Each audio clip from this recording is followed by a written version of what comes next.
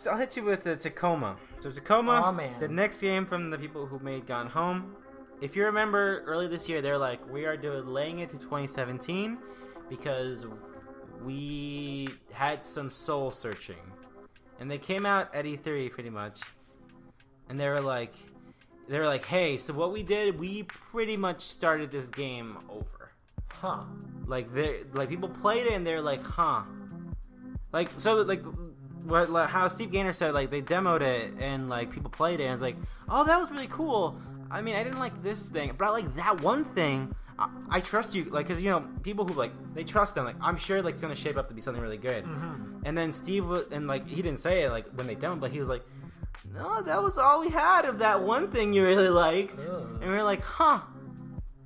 Pretty much what he said was like, and that was before, right? And okay. He was like, it was too passive. You remember Everybody's Gone to the Rapture?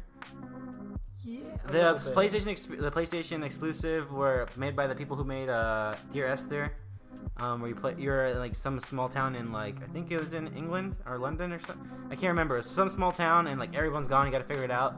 But the thing with that game, which is why I didn't play it, which I have it, Don and Joe played it, my girlfriend. That's neither here nor there. But when I saw her play it, I noticed that it's like you pick up a thing, and then like holograms or like lights of that person, like a giant yellow light that would like take the form of a human body would show up, and then a scene would act out, and you'd see it, and that would be the story, how the story is played out. Huh. I had a problem with it because I saw, like, I don't like how passive that is. Like, you don't do anything. You pretty much sit there and watch it and take it in. Mm-hmm. And then Fullbright realized, like, well, that was something that was happening with their game, and they're like, no, it's not good. It's just not good. So it's not going to be as similar no, to like, Gone Home. pretty much now that... Well, I think Gone Home works. I think it is interactive. I think so, too. A lot of people complain that it isn't, though. No, because it's all like you go in and you do this thing, and like it is interactive, I think. Especially way more interactive than something like Everybody's Gone to the Rapture.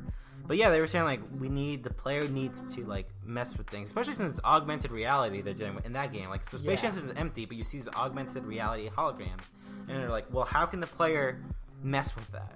Mm-hmm. I guess they had some of that in the original version of that game, but not a lot. Like he said, weird. That's such a weird thing. I always thought about that with like game developers, like people when you preview it, I was like, oh, I like this. It's gonna shape up. And you're like, yeah, that was it. That's what we had. Fuck. So yeah, I mean, that's why you do those tests. I yeah, guess. sure, but it's all a lot of times like it costs. That's scary.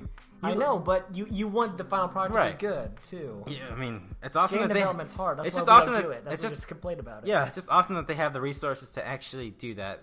I mean, they did have that console port of Gone Home for PS4 and Xbox One, so maybe they're like, there's a little bit more money. They're like, okay, we can take a year more development and really figure this fucking thing out. That's fucking awesome. I mean, that makes me even more excited. They're like, this isn't good enough. We need to go in again and like that's always a good yeah like way to look at things.